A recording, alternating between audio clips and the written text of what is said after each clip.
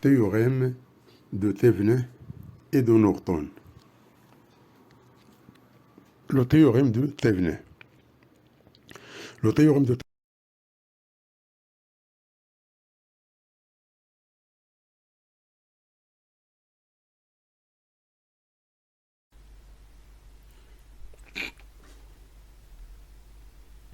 L'exercice 6, les questions 1, 2 et 3 sont indépendantes. Donc, on considère le circuit ci-contre. L'interrupteur K est placé en position 1 jusqu'à obtention du régime permanent. À t égale à 0, on bascule l'interrupteur K en position 2. Cet instant est considéré comme instant initial. Déterminer la valeur de l'énergie stockée dans la bobine notée E d'indice L en microjoules au bout de 1,4 millisecondes. On donne R, on donne E, on donne L, on donne petit r qui est la résistance interne de la bobine. La question 2. Une bobine d'inductance L et de résistance petit r égale à 5,4 ohms est parcourue par un courant dont l'intensité petit i varie comme l'indique la figure ci-contre. Déterminer la valeur de L en millihenry pour que la tension au bord de la bobine soit nulle à la date t égale à 50 millisecondes. Question 3. Un générateur délivrant une tension constante E est égal à 4 volts. La question 3. Un générateur délivrant une tension constante E égale à 4 volts. Ça, c'est la force électromotrice. Alimente l'association en série d'un condensateur de capacité 7 égale à 100 microfarad, initialement déchargé, et d'un conducteur ohmique de résistance R est égal à 4700 ohms. On prend comme origine du temps l'instant où débute la charge. Au bout d'un temps T, qui est égal à 5,2 10 à la puissance moins 4 secondes, quel pourcentage de sa valeur finale vaut la tension aux bornes du condensateur?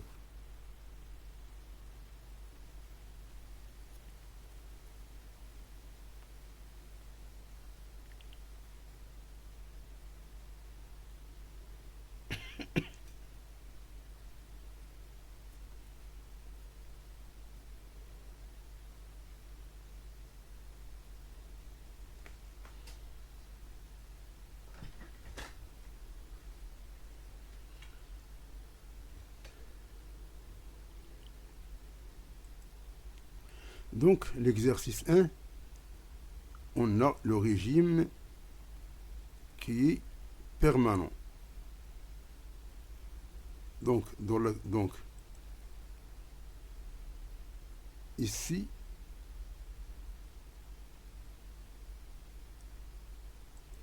donc, l'exercice 6, la question 1.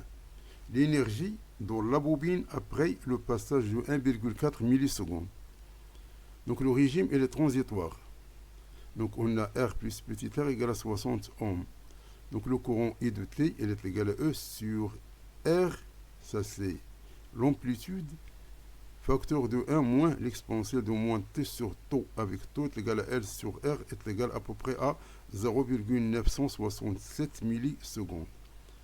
À T égale à 1,4 millisecondes, donc on va le remplacer ici. On va trouver que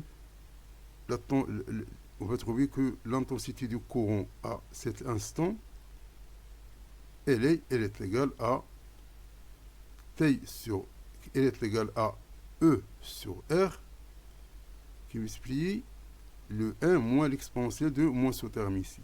Donc ça, c'est du calcul, on va trouver que le I, elle est égal à peu près à 0,153 ampères. Et par suite, l'énergie, c'est 1 demi LI au carré. Tout ce calcul fait nous donne 678 microjoules.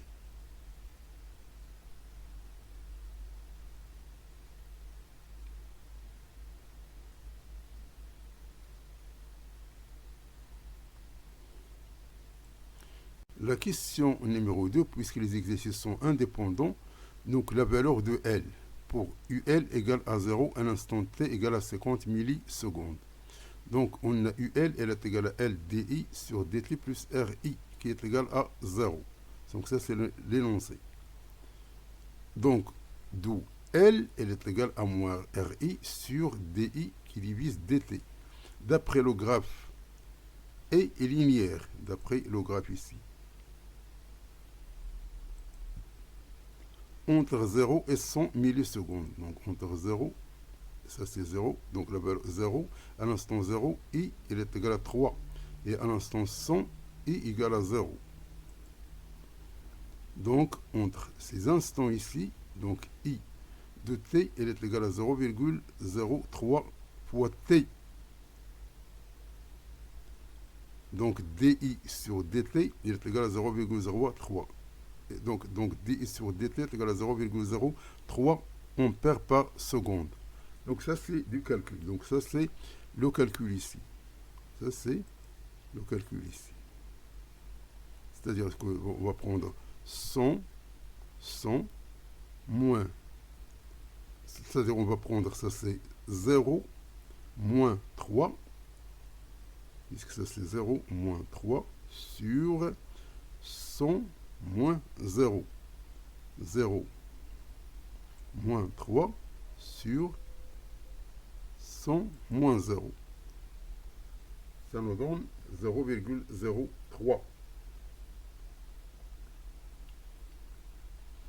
Donc, on a I de T, donc on va faire donc on va dériver. Lorsqu'on va dériver, on va trouver ici est égal à 0,03 ampères par seconde. Donc, pour T, toujours est égal à 50 millisecondes. Donc, on a I de T, elle est égale à 0,03 qui multiplie 50. Donc 50, il faut convertir en secondes, ça nous donne 0,0015 ampères. D'où elle est égale à moins 5,4 qui multiplie ce terme-là divisé par 0,03, ça nous donne 270 milliampères, car le I ici, il est négatif. Le I ici, c'est négatif. Il a une valeur ici qui est négative.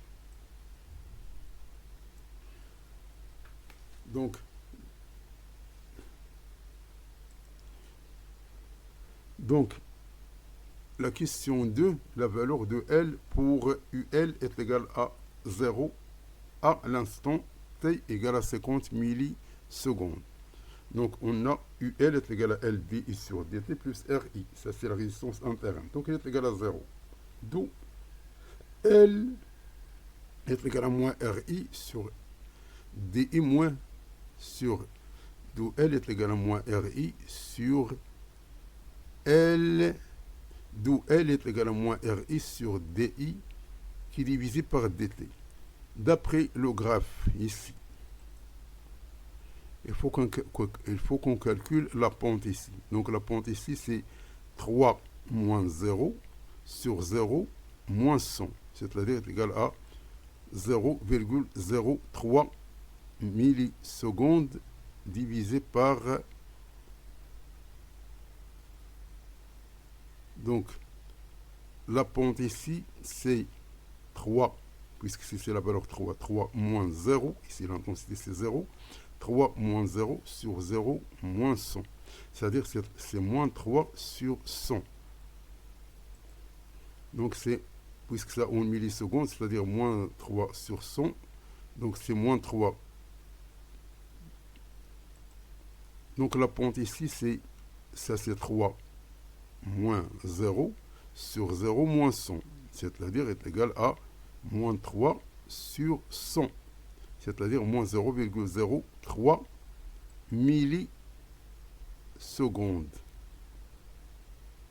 Donc le I de T, il est égal à moins 0,03 qui multiplie T. Donc la dérivation, si on dérive, on va trouver qui est égal à moins 0,03, puisqu'on va éliminer le temps. À l'instant T égale à 50 millisecondes, donc on va remplacer ici, on va trouver que ceci est égal à moins 0,03 qui multiplie 0,05, cela est égal à moins 0,0015 ampères. on a le L, elle est égale à moins RI sur ce terme ici. Donc ça devient positif ici. C'est donc R, sa valeur on la connaît. Le I, sa valeur on la connaît. Et donc on va multiplier par le terme qu'on va trouver. On va trouver que L, elle est égale à 0,27 Henry, soit 270 milli-Henry.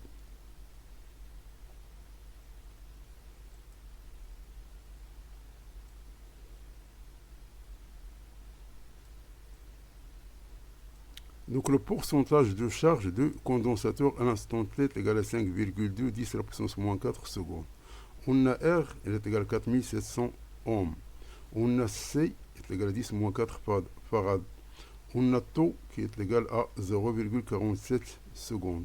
Donc la tension au bord du condensateur, c'est UC de T est égal à E, facteur de 1 moins l'exponentielle de moins T sur taux.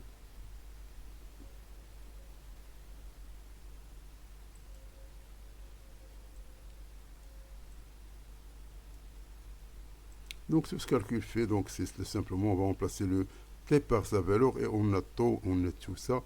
Donc on va trouver qu'à peu près le pourcentage c'est 0,11 pour 100.